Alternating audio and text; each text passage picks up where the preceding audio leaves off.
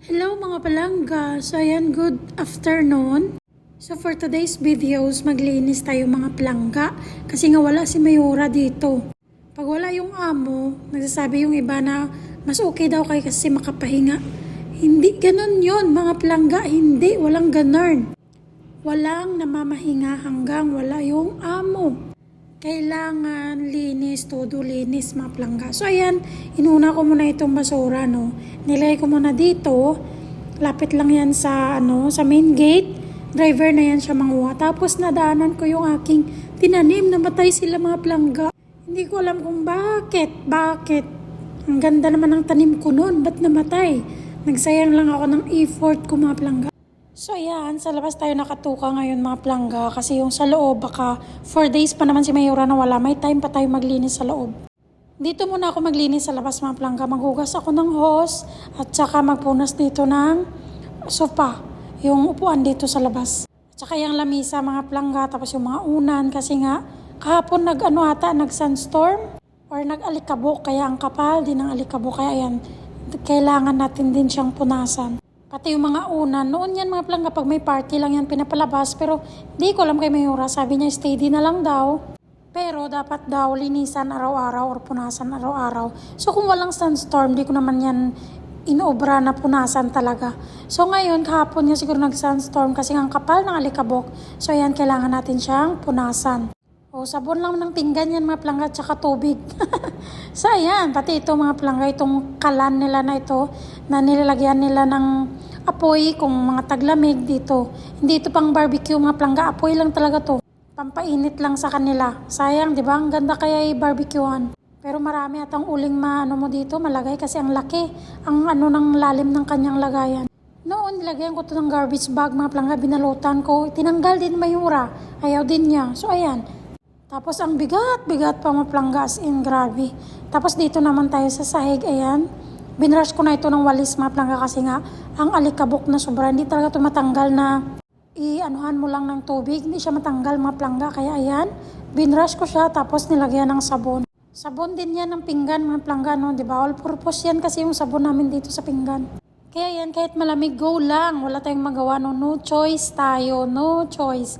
Alipin tayo ng real. So ayan. Tapos pag wala yung amo na hindi naman siya nagpalinis sa aming mga OFW, ay matik na yan mga palangga, maglinis ka kasi pag uwi nila yan, na wala namang pinagawa sa'yo, tapos hindi ka nakalinis, ay naku na lang.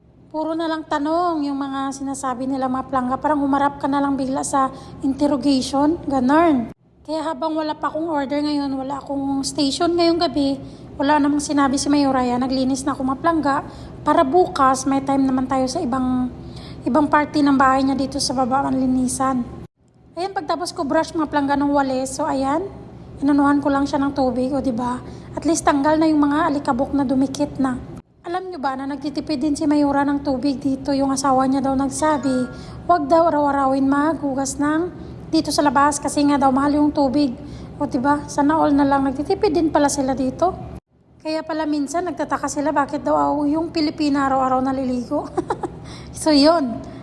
Kasi kailangan pala nila magtipid ng tubig. So sorry na lang kasi nga yung mga Pilipina araw-araw naman talaga naliligo yan. Tsaka buong katawan yan hindi katulad nila minsan, basta buhok nila, kala mo naman naligo, yun pala yung buhok lang hinuhugasan, di ba?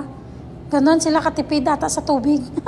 Tapos alam nyo ba, pag naubusan dito ng tubig sila Mayora, magantay pa talaga kami ng, halimbawa, ubos ngayon yung tubig, bukas pa yan sila magpa-deliver, o di ba?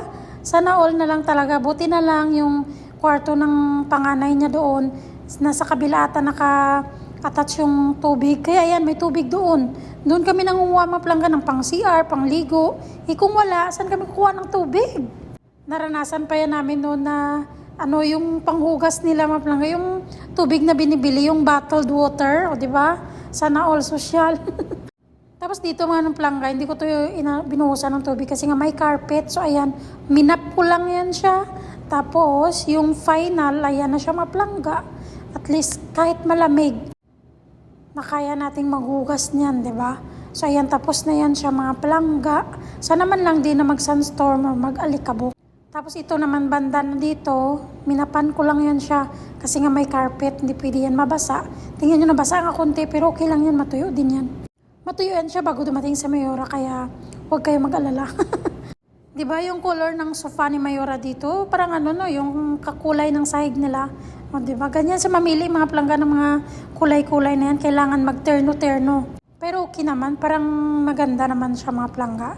Tapos ito, pinapatapon niya na itong mga plangga. Pero ang sakit naman sa dibdib na itapon ganitong kaganda pa na bulaklak. So ayan, kinuha ko pa talaga siya mga plangga. Bahala na siya dyan.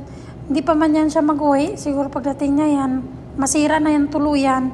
Itapon ko na. O, diba? Ang ganda pang mga plangga, oh.